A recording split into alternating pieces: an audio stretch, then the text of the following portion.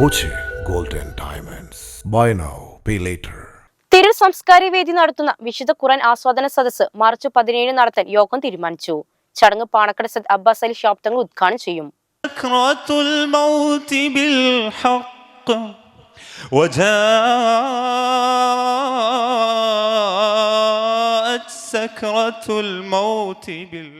വിശുദ്ധ ഖുർആനുമായി മടുപ്പില്ലാതെ അടുപ്പം വർദ്ധിപ്പിക്കുന്നതിനും ആഴത്തിൽ പഠിക്കാൻ പ്രചോദനം ജനിപ്പിക്കുന്നതുമായി പുണ്യ റമദാൻ മാസത്തിന്റെ പ്രാരംഭത്തിൽ തിരൂർ സംസ്കാര വേദി നടത്തുന്ന വിശുദ്ധ ഖുർആൻ ആസ്വാദന സദസ്സ് മാർച്ച് 17 ഞായറാഴ്ച തിരൂരിനടുത്തുള്ള ഇരിങ്ങാവൂരിലെ അമാനത്ത് കൺവെൻഷൻ സെന്ററിൽ സംഘടിപ്പിക്കാൻ യോഗം തീരുമാനിച്ചു. കൂടിയാലോചന യോഗത്തിൽ തിരൂർ സാംസ്കാരിക വേദി പ്രസിഡന്റ് എം.എ. റഫീഖ് അധ്യക്ഷത വഹിച്ചു.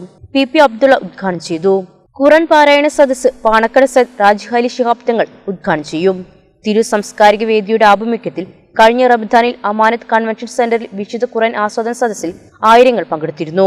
ഇ.കെ. മുഹത്തസിം ബില്ല, നൌഷദ് അന്നാര, പി.എ. റസാഖ്, വി.കെ. റഷീദ്, കെ.എം. നൌഫൽ, അഷ്റഫ് കരുമരിക്കൽ, ഷെരീഫ് അയ്യായ, പി.പി. റസാഖ്, പി.കെ. കമറുദ്ദീൻ, എ.പി. നാസർ തുടങ്ങിയവർ ചർച്ചയിൽ പങ്കെടുത്തു.